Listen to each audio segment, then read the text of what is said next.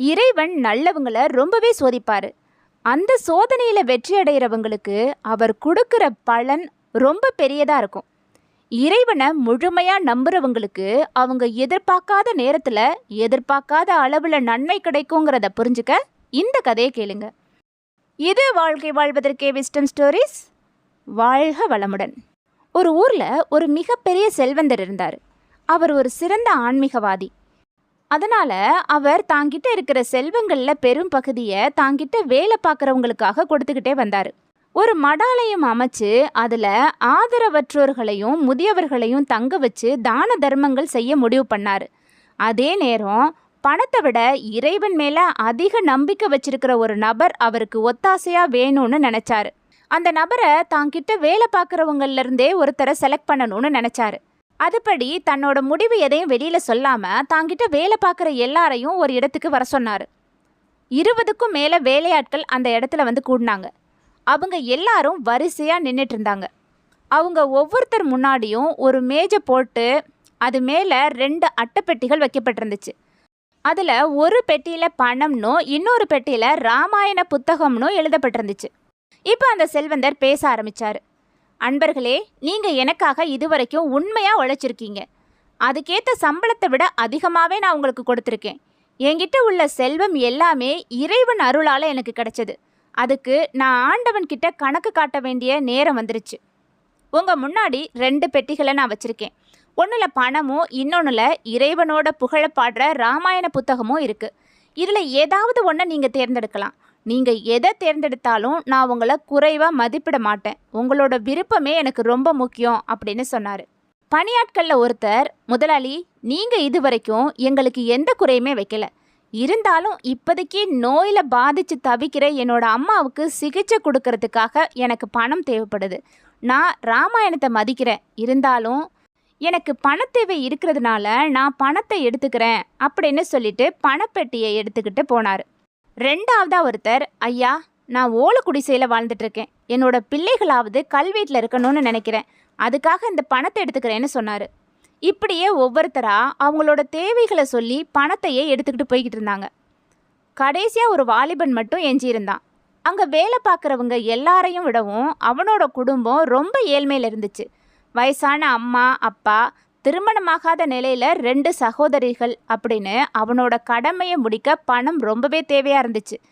அதனால் அவனும் பணப்பெட்டியையே கையில் எடுத்தான்.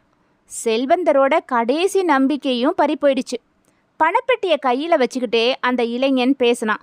முதலாளி, என்னோட அம்மா தினமும் அதிகாலையில் என்னையும் என் சகோதரிகளையும் உட்கார வச்சு தான் சின்ன வயசில் கேட்ட ராமாயண கதைகள் எல்லாத்தையும் எங்களுக்கு சொல்வாங்க. நாங்களும் அதை கேட்டு மகிழ்ச்சி அடைவோம். ஒரு முறை என்னோட அம்மா சொன்ன வாசகம் எனக்கு நினைவில் இருக்குது. ஏழ்மைங்கிறது இறைவனால் அருளப்பட்டது தான். நமக்கு என்ன தேவையோ அதை இறைவன் கண்டிப்பாக நிறைவேற்றுவாருன்னு சொன்னாங்க. என் குடும்ப சூழ்நிலைக்கு இப்போ பணம் தேவைதான். இருந்தாலும் நான் எப்போ கேட்டாலும் நீங்கள் இல்லைன்னு சொல்லாமல் பணம் தரப்போகிறீங்க. அதனால் இப்போ எனக்கு பணத்தை விட ராமாயண புத்தகத்து மேலே தான் பற்று அதிகமாக இருக்குது அப்படின்னு சொல்லி பணப்பெட்டியை கீழே வச்சுட்டு ராமாயண புத்தகம் இருந்த பெட்டியை எடுத்தான். அதுக்கப்புறம் புத்தகத்தை பார்க்குற ஆவலில் அந்த பெட்டியை திறந்த வாலிபன் அதில் இன்னும் 2 கவர்களும் இருந்துச்சு.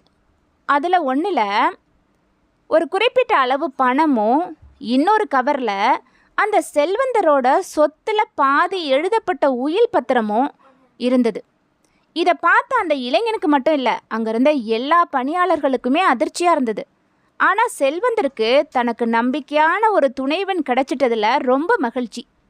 தன்னை முழுமையாக நம்புறவங்களுக்கு அவங்க நினைக்காத நேரத்தில் தேவைக்கும் அதிகமான செல்வத்தை இறைவன் கொடுப்பாரு. அதுதான் அந்த இளைஞனோட விஷயத்துலையும் நடந்தது. மனிதர்களை செல்வத்தை கொண்டு சோதிப்பேன்ங்கிறது இறைவனோட வாக்கு. அந்த சோதனையில் செல்வத்தின் பக்கம் சாயாதவனுக்கு அவன் எதிர்பார்க்காத செல்வம் கிடைக்கும். சரி, கடவுள் ஏன் நல்லவங்களை அதிகம் சோதிக்கிறாரு தெரியுமா? 3 பேர் இருக்காங்க. கடவுளே இல்லைன்னு சொல்கிறவங்க, கடவுளை நம்புறவங்க, 3ஆவது நம்புறது மாதிரி நடிக்கிறவங்க. இதில் யார் அதிகம் சோதிக்கப்படுறாங்கங்கிறத நீங்களே தீர்மானிக்கலாம். கடவுளுக்கு தான் எல்லாமே தெரியுமே, அவர் எதுக்காக சோதிக்கணும் அப்படிங்கிற கேள்வி எல்லாருக்குமே இருக்கும். அவனுக்கு எல்லாம் தெரியும். ஆனால் தான் தான் உலகத்திலே நல்லவன்னு அவன் தன்னைத்தானே நம்பிக்கிட்டு இருப்பான். மக்களும் அவனை நம்புவாங்க. சூழ்நிலை வராத வரைக்கும் நாம் எல்லாருமே நல்லவங்க தான்.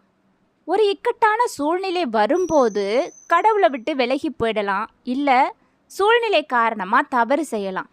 அப்போ கடவுள் அவனை பற்றி அவனுக்கே வெளிப்படுத்தி காட்டுறதுக்காக தான் இந்த சோதனைகள் எல்லாம்.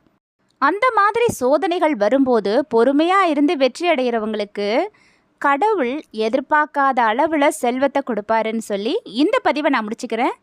இந்த பதிவு உங்களுக்கு பிடிச்சிருந்தா இதை பற்றின உங்களோட கருத்துக்களை என்னோட மறக்காமல் ஷேர் பண்ணிக்கோங்க. நன்றி, வணக்கம்.